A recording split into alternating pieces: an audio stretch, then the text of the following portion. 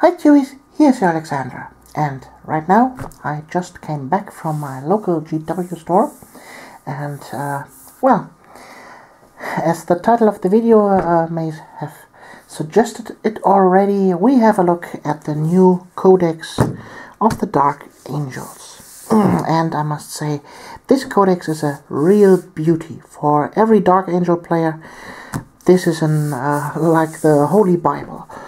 So, at first it is like all the new codexes and army books from GW hardcover, with the main figure here on front and a little shiny version.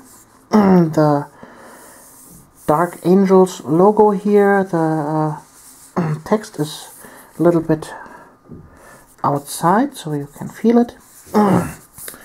So that's the back of the book. Also here this picture is a little bit shiny. It's nice made. And the artwork itself inside the book is, like always, stunning. Here at the first pages you have already a nice battle scene between Tyranids and the Dark Angels. And this goes along through the whole codex. I will not show you every single page and every single entry and all the rules, but I will give you a quick little overview about the most interesting changes about this codex. Well, let's start with the base of the troops, the tactical marines. What we have in changes here is quite important, because in later editions you had the problem that GW went away from the 10-man tactical squad, and you have the option for the heavy weapon and the special weapon. Doesn't matter on the size on the marines. It was always only if you have 10 marines you can have special weapons and so on. This they have changed now to you can have a 5-man tactical squad and include a special weapon or a heavy weapon in a 5-man squad. So, and you can have then a second one of the other if you have a 10-man squad, like usual, one special weapon and one heavy weapon. That's, in my opinion, quite important. Also, another change to the old Codex of the Dark Angels is now that you can actually have some marine numbers between 5 and 10. Normally you had 5 marines and you can upgrade 5 more and not 1 or 2 more. So now you can have 6 marines and transport them in the Razorback with a transport capacity of 6. So, other changes to the standard troops.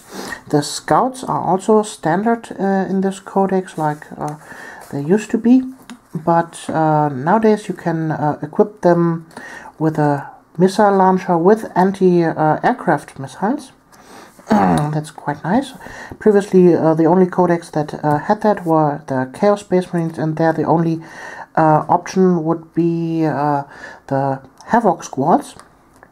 But here in the Dark Angels, this fulfills the role in the Scout section, and the Devastator section, and the Scouts, Devastators, and something else. I guess this was the Company Veterans or something like that. But it doesn't matter. Well, the Assault Marines are just like normal Assault Marines. Then Devastators, obviously the anti-aircraft missiles have changed. So, Dreadnoughts have not changed at all. You can upgrade them to a Deathwing Dreadnought instead of a Venerable Dreadnought, but it will make the same thing than a normal Venerable Dreadnought, so you can force the opponent to re-roll rolls on the damage chart. Now we come to the major changes of this book, and those occur in the section of the special characters, and also in the Deathwing and Ravenwing. So previously you had your chapter master or your company master, more that, and he wasn't able to wear a Terminator armor. Nowadays you can equip them again with the Terminator armor. Then to the Deathwing Terminators. The Deathwing has gotten the biggest changes at all from all the stuff. Here we have them. We have now the Deathwing Terminators split into 3 groups. We have the normal Deathwing Terminator squad that has changed slightly a bit. Normally you could only have a 5-man Terminator squad, where the Blood Angels or the Black Templars or Ultramarines could have 10-man squads. Now the Deathwing can also have between 5 and 10 Terminators, and they still can be equipped with Lightning Claws, Thunderhammer and Storm Shield, and Stormbolter and Power Fist and or Chain Fist in the same squad. That's the specialty of the Deathwing Terminators. So squad number 2 will be the Deathwing Command Squad. In the last edition, Belial here gave the option to give 1 troop the ability to be a standard bearer and 1 Terminator to be an apothecary.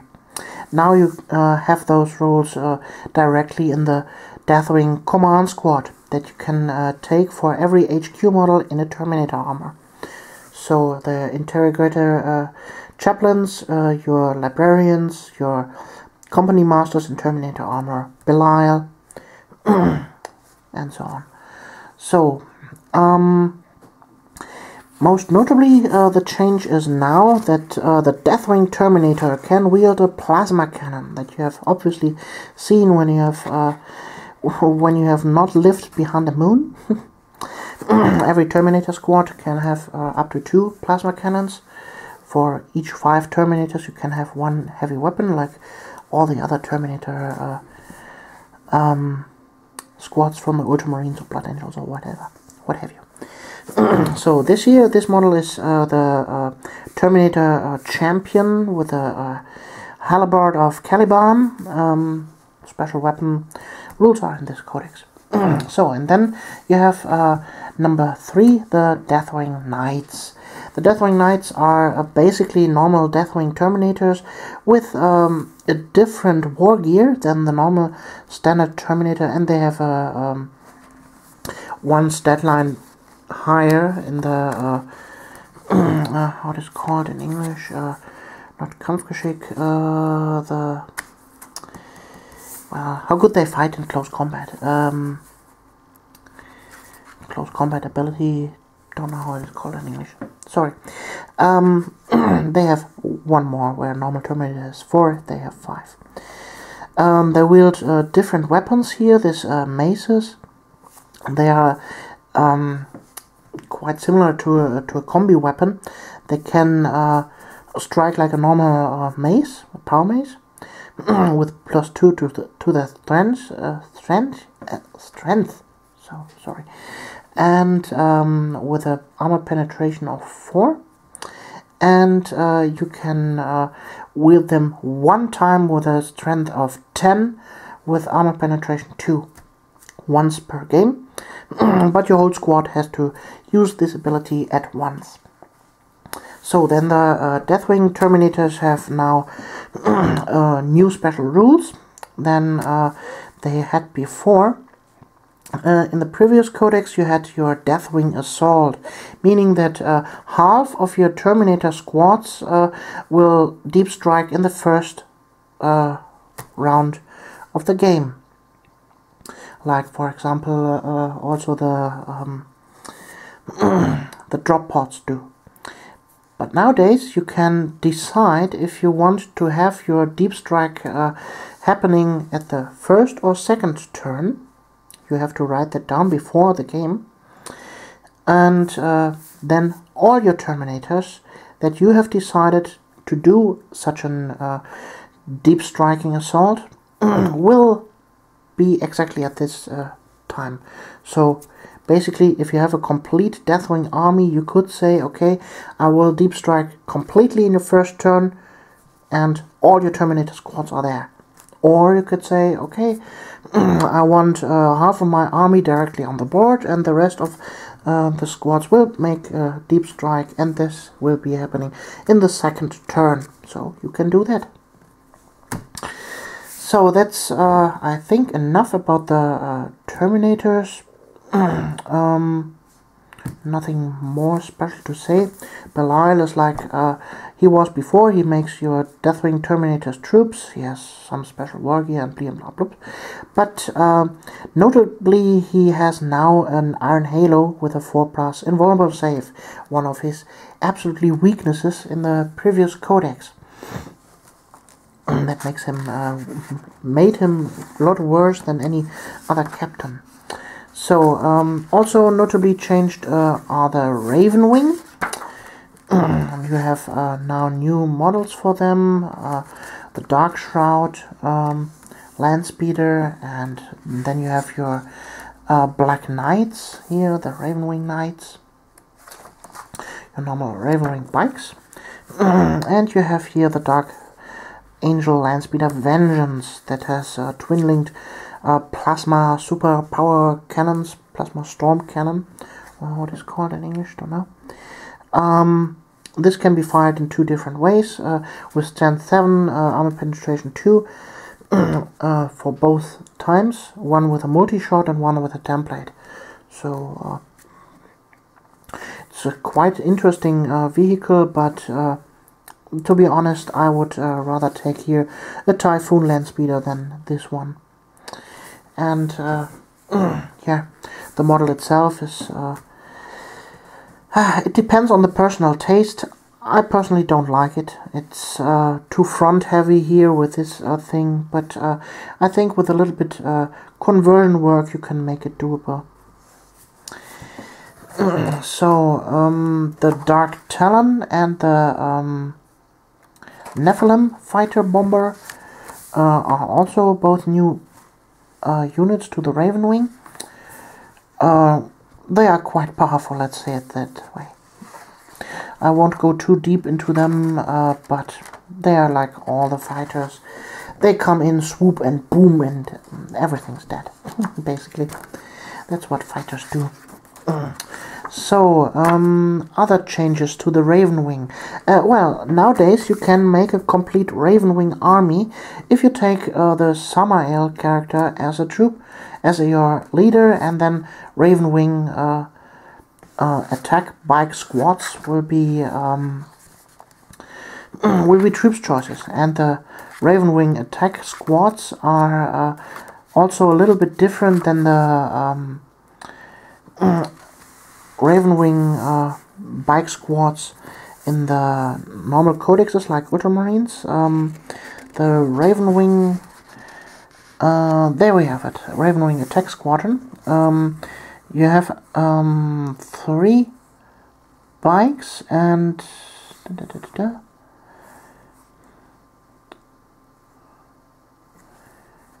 let's see.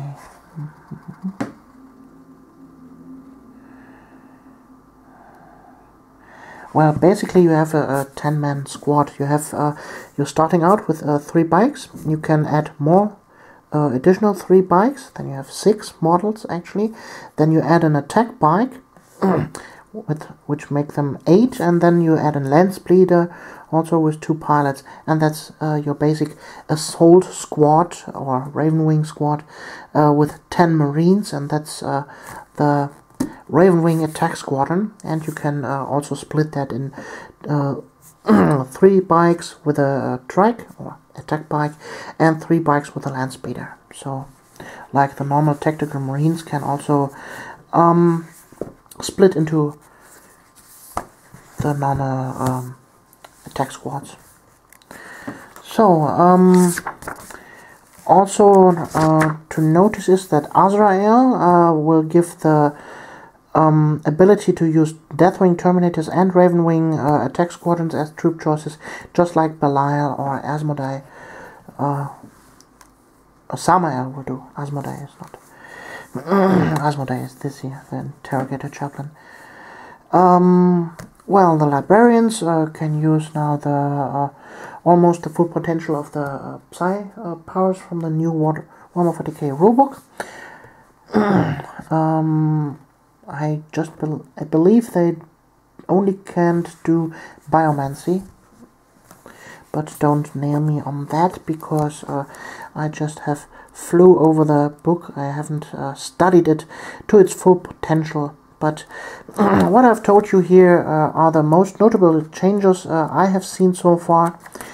Yeah, and what I can say about the book, absolutely perfect. They have erased all the old flaws in the old codex and made them real nice and shiny, new armored Space Marines. And, well, I guess my Wings of Fury, successor chapter of the Dark Angels, will expand a little bit more on their Deathwing. So, that's for now, for me, for this video. I hope you like this, and we see us in the next video. You're Alexandra.